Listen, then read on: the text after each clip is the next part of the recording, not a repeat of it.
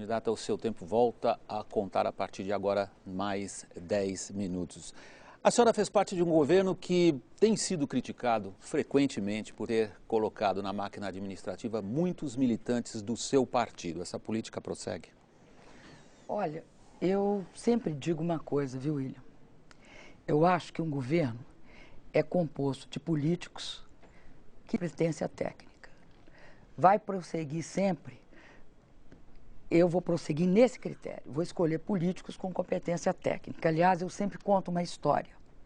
Acho que os técnicos são muito importantes, mas técnicos que não têm compromisso com o desenvolvimento do seu país, que não têm compromisso com a distribuição de renda do seu país, que não têm compromisso com a inclusão social do seu país, leva o país a situações muito precárias. Eu, por atos do ofício meu, como ministra de Minas e Energia, me relacionei com vários ministros da América Latina. E uma vez estava numa reunião, era véspera de Natal, e começou aquela conversa meio social, meio de final de reunião, onde você vai passar as férias. Nós todos, eu me disse, na minha casa, onde você mora, em Porto Alegre, cada um, eram vários ministros. Um deles, que importa, disse, eu vou também passar em casa. E aí, eu estava em dúvida se ele morava numa de duas cidades daquele país. E disse uma delas. Falou, não. Eu disse a outra. Ele falou, não. Falei, então, onde é? Ele disse para mim, eu moro em Miami. A família dele morava em Miami, os filhos dele moravam em Miami, os netos dele moravam em Miami. Eu não acredito que alguém que não crie sua família no Brasil, que não tenha interesse na educação dos seus filhos de qualidade no Brasil, que não sinta no coração amor pelo seu país, a ponto de morar nele, de aguentar as consequências, todas as consequências da vida que um governo vai produzir lá, seja uma pessoa confiável. Então, eu sempre vou escolher políticos com competência técnica. E aí, todos os do meu partido que forem políticos com competência técnica para cargos específicos ocuparão esses cargos. E isso não vale só para o PT. Isso vale para todos que ocuparem cargos no meu governo. Qualquer o partido? Qualquer partido. Candidato, o Brasil... Aliás, sempre disseram que eu era um pouco exigente, não sei se você lembra. Sempre disseram, olha, ela é um pouco exigente no que se refere à qualificação para cargos. Ou seja, não importa a carteirinha? Olha, eu acho que a carteirinha, já expliquei, importa sim. Se a carteirinha foi isso que eu disse, o compromisso com o seu país. Política não é sempre uma coisa ruim. Política não é sempre uma coisa suja.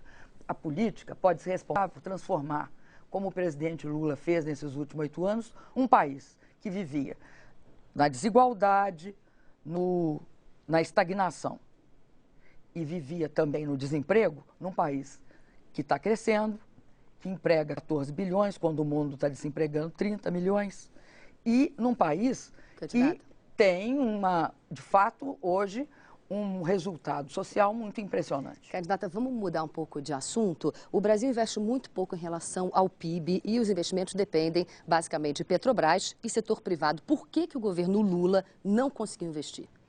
Eu não concordo com a afirmação. Acho que houve um esforço extraordinário do governo Lula para investimento. E isso é visível hoje nos números. Nós aumentamos bastante o investimento público. Óbvio que a Petrobras aumentou seu investimento, que a Eletrobras aumentou o investimento. Agora, os investimentos privados, por exemplo, na área de infraestrutura, foram demandados por leilões do governo. Já que a senhora está falando de números, eu gostaria de dar alguns números aqui. 40% da riqueza nacional do país vão para o governo e o governo só é responsável por 2% dos investimentos no país. Veja bem, é o tipo do dado que ele não tem precisão econômica e não tem precisão orçamentária. Porque é o seguinte, o governo, infraestrutura, tá? Nós passamos mais de 25 anos sem investir. Hoje, nós estamos fazendo as seguintes obras. Então, do São Francisco, 6 bilhões de reais. Para levar o quê? Para levar água para 12 milhões de pessoas no semiárido nordestino.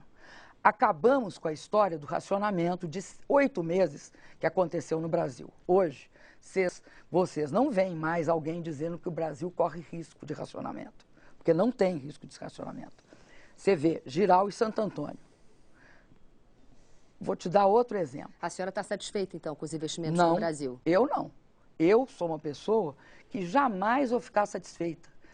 Quando eu falo que o Brasil voltou a investir, eu estou dizendo o seguinte, nós estamos numa longa trajetória. Vamos precisar investir muito mais. Por exemplo, em casa própria para as pessoas, voltamos a investir. Saneamento. Saneamento, hoje eu estava dando um exemplo aqui em São Paulo, que nós botamos em saneamento aqui em São Paulo 8,6 bilhões. Candidata, parece haver um consenso, a senhora é economista, parece haver um consenso entre os economistas. Primeiro, que a nossa taxa de investimento é muito baixa em relação ao PIB. A senhora faz parte desse consenso. Há um outro consenso ainda... Chegamos a 19, né, William? É onde estamos mais ou menos. Não, nós queríamos ter chegado a 21. A 24, 25. Não, a 21. Nós íamos chegar a 21 em 2009. Mas eu quero chamar Houve a atenção a crise da senhora. E nós caímos outra vez. Eu quero chamar a atenção da senhora para outro consenso. Ano. Eu quero saber se a senhora faz parte desse consenso também, já que o primeiro a senhora admite que os investimentos são mais baixos do que poderiam ser. Como é que o Brasil vai continuar crescendo? E não vamos crescer a mesma coisa que crescemos no primeiro semestre. O ministro da Fazenda estava comentando isso agora, pouco antes à noite. Como é que nós vamos conseguir manter o mesmo ritmo sem fazer um severo ajuste fiscal? A senhora já está pensando nisso? Eu sou, hoje, contra que se faça ajuste fiscal agora no Brasil. Por causa da eleição? Não. Ou porque a senhora não quer dizer ainda agora? Não. O Brasil teve de fazer ajuste fiscal porque precisou fazer. O que é ajuste fiscal? Ajuste fiscal é regime de caixa. Caracteriza-se pelo fato que na despesa você sai cortando aumento de salário mínimo, aumento de salário, você sai cortando qualquer despesa passível de corte, ou seja, aquelas que não estão vinculadas. Investimento, saneamento, nem pensar. Ela caracteriza primeiro por isso. Como é regime de caixa, tem um lado da receita que todo mundo esquece. Sabe o que você faz? Você aumenta imposto. Não tem jeito. Aumentam o imposto, além de aumentar imposto, sentam no caixa. Então, vamos supor que você seja um empresário e aí você tem um crédito tributário. Um crédito devido a você. O fisco te deve e vai ter de pagar. Sabe o que é o regime de caixa? Te devolve em 48 meses. Em vez de te devolver automaticamente, te devolve em 48 meses. O Brasil não precisa de passar por isso mais. Sabe por quê, William? Primeiro, a inflação está sob controle visivelmente. Nós com 260 bilhões de dólares de reserva. E a relação dívida líquida sobre PIB está caindo inquestionavelmente, está em 41%. Nós, inclusive, tivemos de ter um aumentozinho em 2009, mas fizemos superávit todos os anos.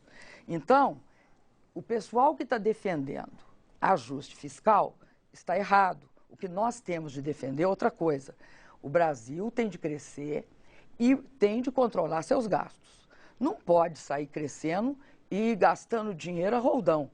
Um governo que não controle direito seus gastos, que não pegue o seu dinheiro e olhe se ele está devidamente aplicado, não é o governo que eu defendo.